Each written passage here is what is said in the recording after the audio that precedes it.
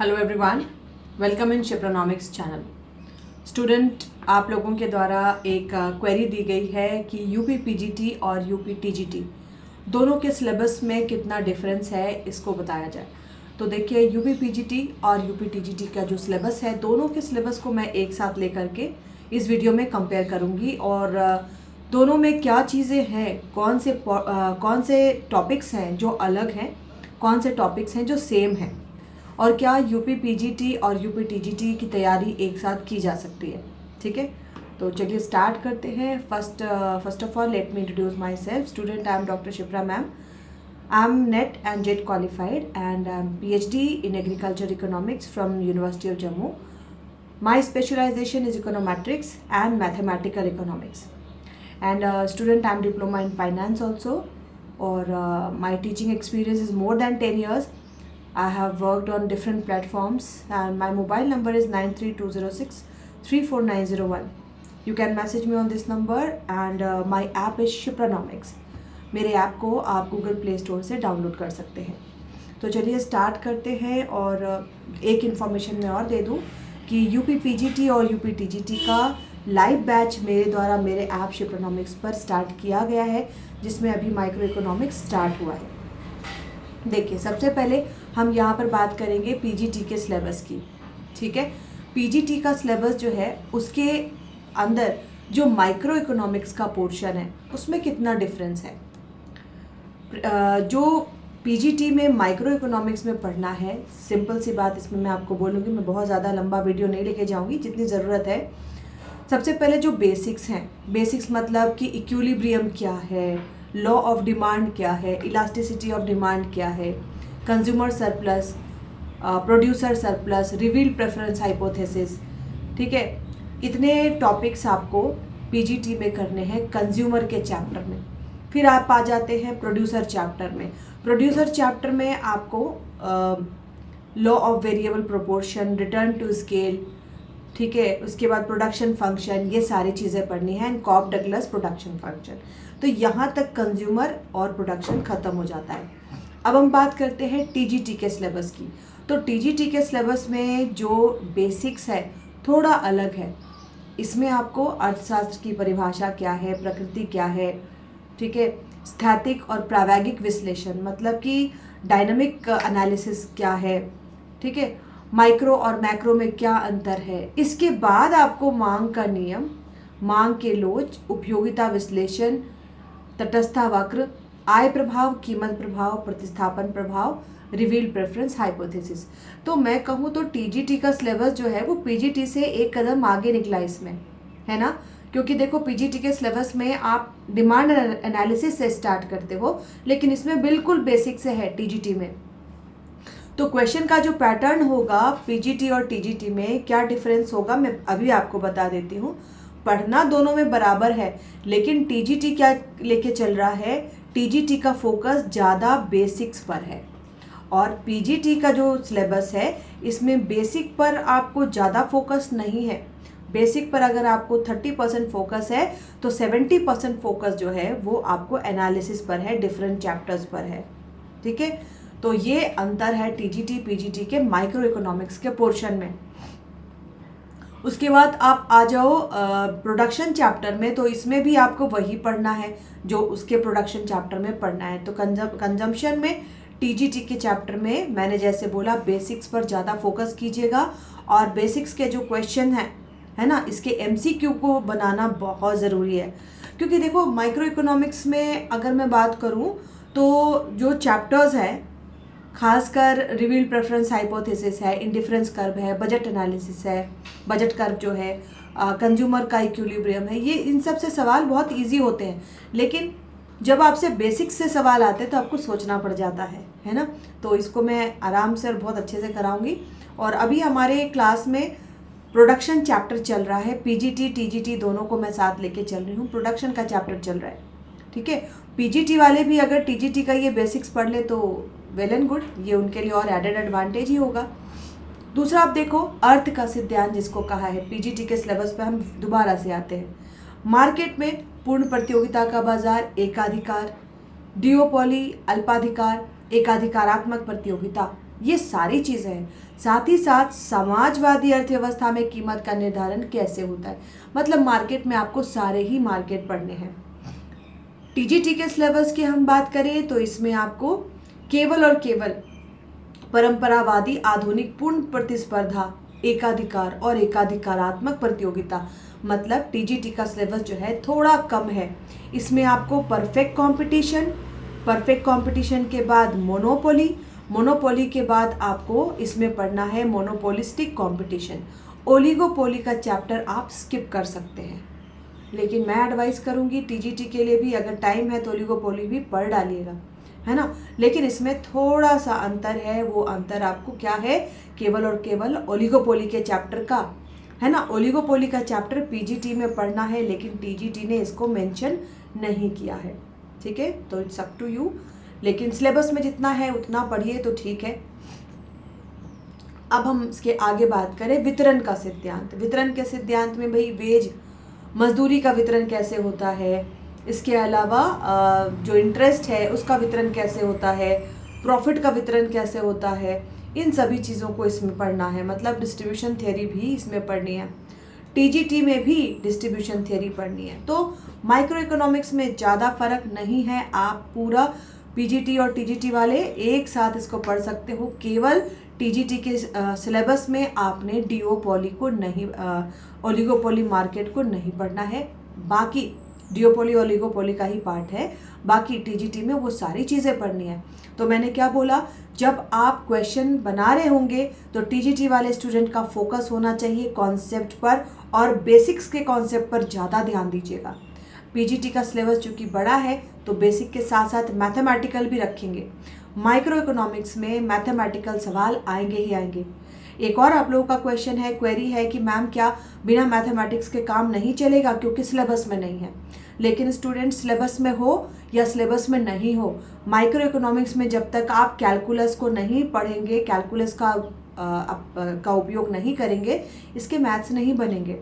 खासकर consumer surplus, producer surplus, मांग की लोच और इसके अलावा मार्केट, इसमें आपको डिफरेंशिएशन और इंटीग्रेशन के बहुत अच्छे वाले मैथ्स आते हैं। तो इसलिए मैं हमेशा सलाह देती हूँ कि साथ ही साथ अवकलन और समाकलन, डिफरेंशिएशन और इंटीग्रेशन, इन दोनों चैप्टर्स को ज़रूर लेकर के चलें। तो आई होप मैंने माइक्रो को बहुत अच्छे से क्लियर कर दिया है क्या डिफरेंस है दोनों के सिलेबस में। Got my point. आगे बढ़ते, अब देखो इसके बाद आ जाता है मैक्रो का सिलेबस। यहाँ से मैक्रो में मनी एंड बैंकिंग और मैक्रो दोनों का सिलेबस मिला करके दिया गया है टीजीटी में। टीजीटी में मनी डिमांड, मनी सप्लाई, मुद्रा का मूल्य, मतलब मनी से स्टार्ट कीजिएगा। और ये जो मुद्रा का मूल्य चैप्टर है ना, इससे बहुत क्वेश्चन बनेंगे। तो money supply, money demand, Fisher, Cambridge university का इक्वेशन, ये सारे आपको, ये तो आपको मनी डिमांड मनी सप्लाई के चैप्टर में ही आ जाएंगे, ठीक है। तो ये आपको बहुत ही इम्पॉर्टेंट है। और इसके अलावा इन्फ्लेशन क्या है, ठीक है, डिफ्लेशन क्या है, वर्तमान मौद्रिक प्रणाली, मतलब मॉनेटरी पॉलिसी को आप पढ़ लेना। मॉनेटरी पॉलिसी के लिए जो भी प्रणाली यहाँ पर चल रही है उससे रिलेटेड इसको आपने पढ़ना है। और कॉमर्शियल बैंक्स, व्यापारिक बैंक की आधुनिक प्रवृत्ति, क्रेडिट क्रिएशन, सेंट्रल बैंक के फंक्शंस, इन सभी चीज़ों को आपको ध्यान में लेकर के चलना है, ठीक है। तो मनी एंड बैंकिंग में सारी ही चीज़ें इंक्लूड हो गई टीजीटी के सिलेबस में। खासकर मुद्रा का मूल्य, money demand, money supply, inflation, ये इंपॉर्टेंट चैप्टर्स हैं। इसके अलावा मौद्रिक नीति जब आप पढ़ते हो ना, तो ये करंट अफेयर से जुड़ा हुआ चैप्टर होता है। जब आप मौद्रिक नीति पढ़ते हो तो इसके साथ ही साथ आपको आरबीआई के साइट को भी विजिट करते रहिए और न्यूज़पेपर्स में भी ध्यान रखिए कि मॉनेटरी पॉलिसी में क्या चेंजेस हो रहे हैं, क्या किया जा रहा है, क्या ऐड किया जा रहा है, ठीक है। इन सभी चीज़ों को आपने ध्यान रखना है। मॉनेटरी पॉलिसी के जो बेसिक टूल्स होते हैं, क्वालिटेटिव, क्वांटिटेटिव, अभी तो एमपीसी जो है, मॉनेटरी पॉलिसी कमेटी के जो मेंबर्स हैं वो भी चेंज हो गए। न्यूज़ में आया, द हिंदू में पब्लिश हुआ ये, उनके नाम क्या है। कल के क्लास में, कल जो मैंने एमसीक्यू कराई है मेरे ऐप शिप्रानॉमिक्स पर, उसका पीडीएफ उपलब्ध है, आप उसको वहाँ से देख सकते हैं। फ्री कंटेंट है वो, आप उसको पढ़ सकते हैं। मॉनेटरी पॉलिसी कमेटी के जो मेंबर्स हैं, जो एक्सटर्नल मेंबर्स हैं, वो चेंज हुए हैं, तो उनके नाम, उनके काम, उनकी हिस्ट्री सब आपको पता होनी है। ठीक है, अब हम बात करेंगे टीजीटी। टीजीटी का हो गया, इसके बाद हम बात करेंगे पीजीटी। पीजीटी के सिलेबस में क्या है? ठीक है, तो पीजीटी का सिलेबस जो है ये थोड़ा सा अलग है। यहाँ पर आपको जो कहा जा रहा है, कीन्स का रोजगार सिद्धांत, गुणक एवं त्वरक, उपभोग विनियोग फलन, व्यापार चक्र के सिद्धांत, मतलब मैक्रो इकोनॉमिक्स का जो सिलेबस है पीजीटी उसको पूरा फॉलो कर रहा है, मैक्रो इकोनॉमिक्स के सिलेबस को। ठीक है, हम अपने टीजीटी की बात करें तो टीजीटी के सिलेबस में आपको मनी एंड बैंकिंग पर ज़्यादा ध्यान दिया गया है। मनी एंड बैंकिंग के सिलेबस को आपको ज़्यादा डिटेल में करना है। ठीक है, अब इसके बाद देखो पीजीटी में एक चैप्टर है लोक वित्त, पब्लिक फाइनेंस। पब्लिक फाइनेंस में सारी ही चीज़ें पढ़नी है आपको। अब देखो मैक्रो का जो सिलेबस है ये हमारे टीजीटी में मेंशन नहीं है, है ना। वितरण का केंद्रीय सिद्धांत के बाद मुद्रा एवं व्यापार में आ गए हैं हम, तो यहाँ पर कहीं भी कीन्स का वर्णन नहीं है। कीन्स का जो एम्प्लॉयमेंट थियरी है, मतलब मैक्रो इकोनॉमिक्स पर ज़्यादा फोकस नहीं किया गया है, थोड़ा सा दे दिया गया है मुद्रा की पूर्ति, मुद्रा का मूल्य, इन्फ्लेशन, ये सारी चीज़ें दी गई हैं। तो जो दिया गया है उस पर स्टिक करेंगे टीजीटी के सिलेबस को लेकर के। तो टीजीटी का सिलेबस इस मामले में थोड़ा सा पीजीटी से अलग है, लेकिन टीजीटी के सिलेबस में जो लास्ट में है ना इंडियन इकोनॉमी, वो ज़्यादा है। मैक्रो कम किया गया है तो इंडियन इकोनॉमी को ज़्यादा किया गया है। तो इसमें ध्यान आपको टीजीटी के सिलेबस में आपको रखना है, माइक्रो के कॉन्सेप्ट पर ज़्यादा ध्यान रखिएगा, साथ ही साथ मनी एंड बैंकिंग और उसमें अपडेटेड जो भी आंकड़े हैं अपडेटेड। इसके बाद टीजीटी के सिलेबस में हम बात करें